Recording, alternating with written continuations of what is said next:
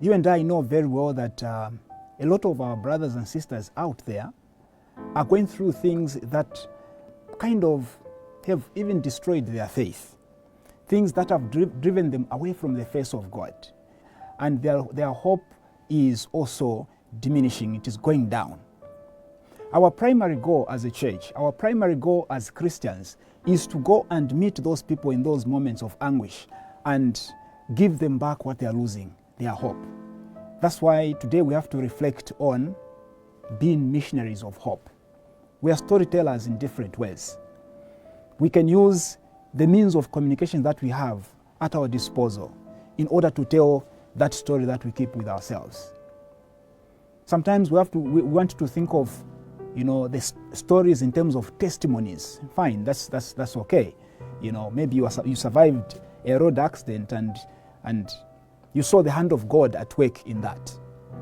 Maybe something bad happened to your business, and all of a sudden, your business came back to life. You saw the hand of God in that.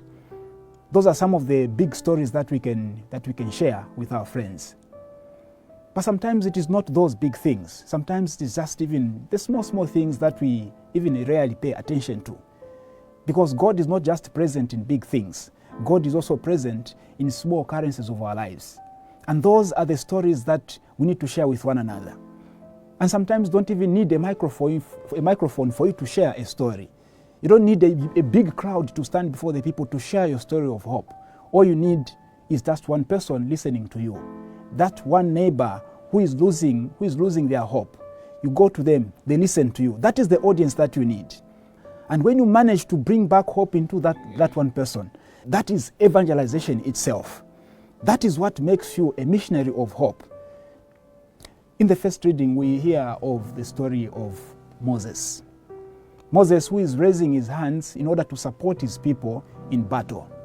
He's raising his hands in prayer. He's getting tired. Aaron and the other come to support his hands so that the Israelites win the battle. Maybe you can look at yourself as that Moses who can say that short prayer in order for another person to win their battle. People are fighting battles that we don't know. When they come out to the public, they don't share what they are going through because they don't want to be judged.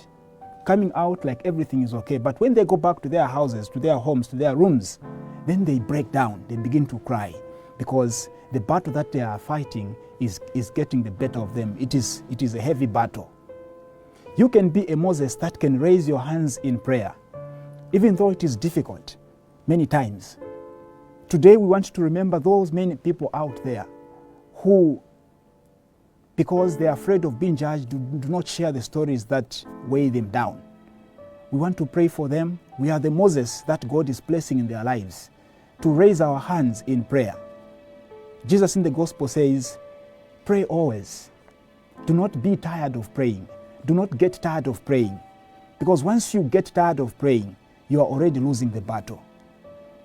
The battle could be heavy, yes. Sometimes it is difficult even to pronounce words in prayer because the battle is too overwhelming.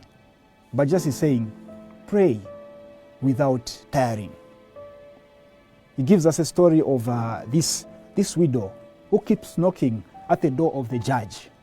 The judge doesn't want to give justice to that widow because for him, she is just a problem. She is bothering me. She should go away. But this woman does not stop knocking. It is because of her persistence that this judge decides to give justice to that woman, and the woman is vindicated. She receives the justice that she has been looking for.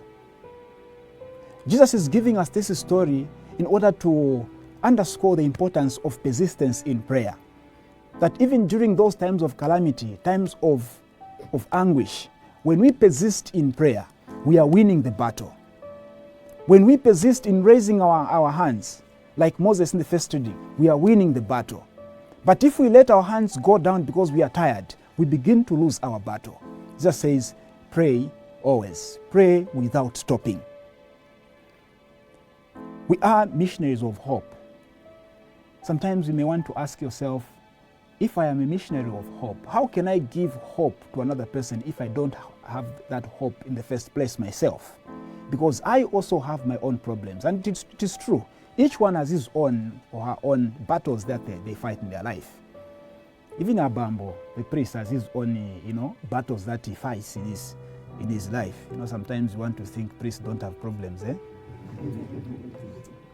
I used to think like that before I became a priest. Actually, before I went to the seminary, because the parish where I grew up, all the priests were looking problemless.